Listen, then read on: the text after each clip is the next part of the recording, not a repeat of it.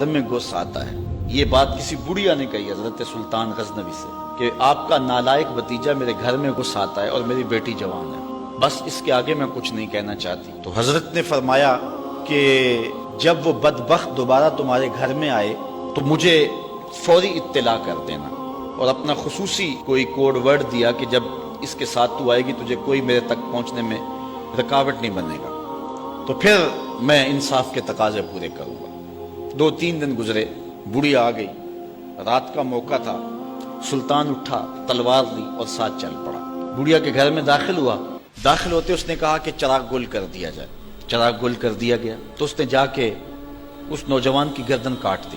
پھر اس کے بعد اس نے کہا کہ مجھے پانی دیا جائے۔ اس نے پانی کا کٹورا دیا، اس نے پانی پیا، پھر کہا اب چراغ جلا دو۔ جب چراغ جلایا گیا تو اس نے لاش کو دیکھا اور کہا الحمدللہ۔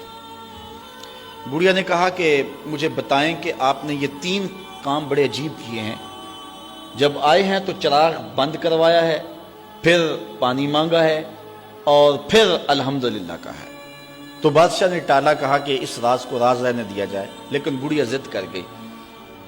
تو بادشاہ نے کہا سنو کہ تم نے کہا تھا کہ آپ کا بھتیجا ہمارے گھر میں گھس آتا ہے اور میری بیٹی جوان ہے، تو جب میں تمہارے گھر داخل ہوا تو میں نے چراغ اس لیے بجھوا دیا تھا کہ کہیں عدل کے تقاضے پورے کرنے میں رکاوٹ نہ بنے اور بھتیجے کا چہرہ مجھے انصاف کرنے سے روک نہ دے، تو میں نے اس لیے چراغ بجھوا دیا۔ کہا بات سمجھ آ گئی۔ تو کہا آپ نے جب چراغ بعد میں روشن کروایا تو الحمدللہ کیوں کہا؟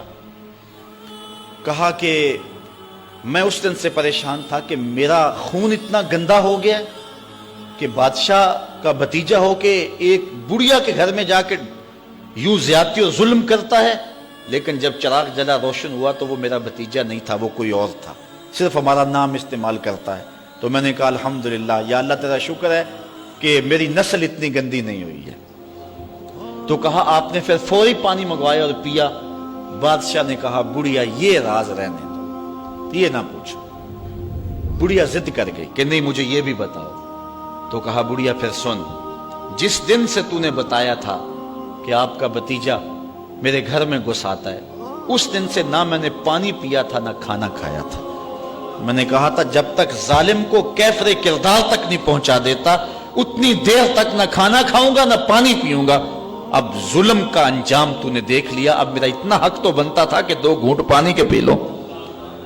تو آج نام بھی تو انہی کا باقی ہے، آج ذکر بھی تو انہی کا باقی ہے۔